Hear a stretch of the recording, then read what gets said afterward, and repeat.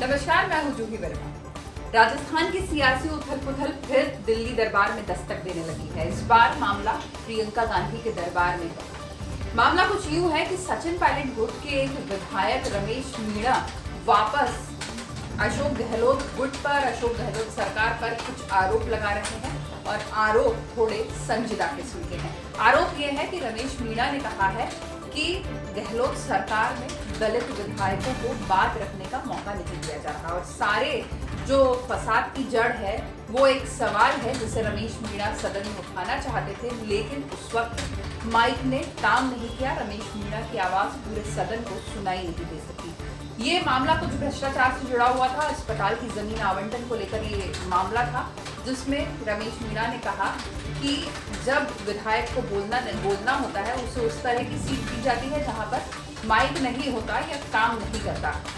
मामला गंभीर इसलिए भी है क्योंकि रमेश मीणा सचिन पायलट गुट के विधायक माने जाते हैं जिनके पास पहले मंत्री पद भी था, लेकिन जब सचिन पायलट ने बगावत की, उनके साथ कुछ विधायकों ने भी पार्टी से बगावत की, उसमें रमेश मीणा शामिल थे। उस बगावत के बाद सचिन पायलट गुट के सारे विधायकों से मंत्री पद छीन लिया गया। जो भी कैबिनेट का हिस्सा थे उसमें रमेश मीणा भी शामिल थे। अब उनके पास कोई मंत्री पद नहीं है, वो एक आम विधायक है। इस नाते उन्होंने ये शिकायत दर्ज कराई है कि गहलोत सरकार में दलितों की आवाज दबाने की कोशिश की जा रही है। मामला प्रियंका गांधी के पास है। संज्ञान लेना यूं भी जरूरी था क्योंकि सचिन पायलट का गुट पहले भी विरोधी रह चुका है, बागी रह चुका है। ऐसे में सचिन पायलट की गुट के विधायक से ही आवाज उठना गंभीर विषय है। दूसरा गंभीर मामला इसलिए भी है क्योंकि अब ये दलितों से जुड़ चुका है। क्या वाकई अशोक गहलोत की सरकार में दलितों की अनदेखी हो रही है, दलित विधायकों की सुनवाई नहीं हो रही, या फिर पायलट गुट के विधायकों को अपनी बात रखने का मौका नहीं दिया जा रहा? हालांकि जब पूरी घटना हुई थी उसके बाद गहलोत सरकार की तरफ से सफाई भी आई थी कि किसी भी विधायक का, किसी भी गुट के विधायक का, किसी भी वर्ग के विधायक का सरकार में किसी की मंशा नहीं है कि उनकी आवाज ना सुनी जाए, किसी की आवाज दबाने की कोशिश नहीं है। पर जो पूरा एपिसोड सामने आया उसको किसी अलग तरीके से पेश किया गया है।